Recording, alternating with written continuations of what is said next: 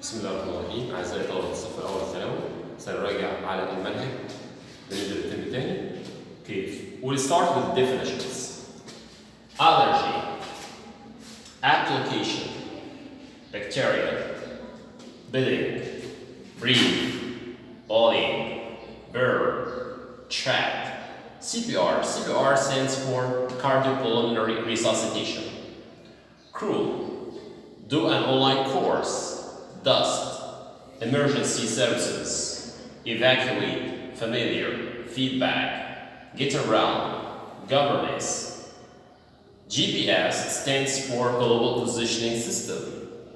Homeschooling, housekeeper.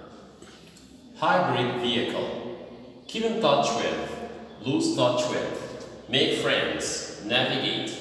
Orphan, quiz, servant, soil, stranger, and rat. These are the most important definitions concerning the first 3 units. Let's move to grammar, unit 7, models of obligation and necessity. Mustn't is used to express prohibition, something that's not allowed. When you say mustn't, something that is forbidden, not allowed, not permitted, or against the law. Like, you mustn't park here, it's forbidden to park here. You're not allowed to park here. It's prohibited to smoke on board the plane. It is against the law to embezzle money. Embezzle بمعنى يختلس.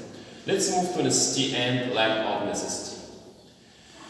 We use must when we have internal obligation. When I say you must study hard. Use have to when you express external obligation, like you have to study hard. You must come and see us at the weekend. It's a warm invitation. You must wash your hands before you eat. Strong advice. We must buy souvenirs for our friends here, express a strong reminder to ourselves.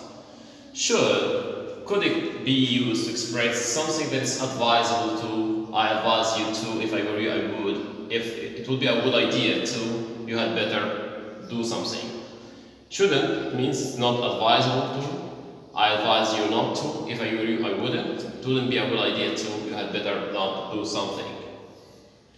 Let's move to should have and shouldn't have. It expresses undone duty, or it can express blame. You should have told me you were coming, I'd expect you. He shouldn't have parked his car in our parking place. Let's move to grammar, unit 8. Zero condition expresses facts and habits. For example, if you heat ice, it melts. Ice melts if you heat it. If I am thirsty, I drink water. If you water plants, they grow. You read quickly if you find a book interesting. Negative. If you don't water trees, they die. If I don't study, I don't do well on tests. Questions. Does ice melt if you heat it? Do trees die if you don't water them? Okay, if you take your cell phone into class, it must be turned off. If you heat water to 100 degrees Celsius, it boils. If you push the button, the volume increases. The computer switches off or turns off when you disconnect the battery. For first conditional, it is used to express probable or possible situations. If it rains, we'll get wet now. If it rains, I will wear a jacket. I'll buy a car if I find a job. If dad arrives early, we'll dine out. If she works hard, she will pass the test.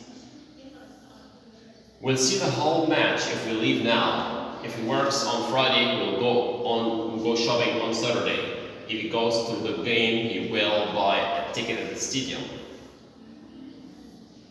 For the second conditional, we use it to express impossible or improbable situations in the present.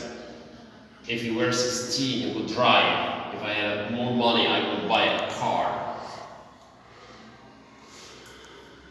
If I were an animal, I would be a lion. If I were the teacher, I would make class shorter. Or it could express imagined events. I would sleep more if I had time. If I were rich, I would buy a private jet. If I could play the piano, I would play for you. I would go to the party if I didn't have to work. If I were rich, I would not work. If he were older, he would understand.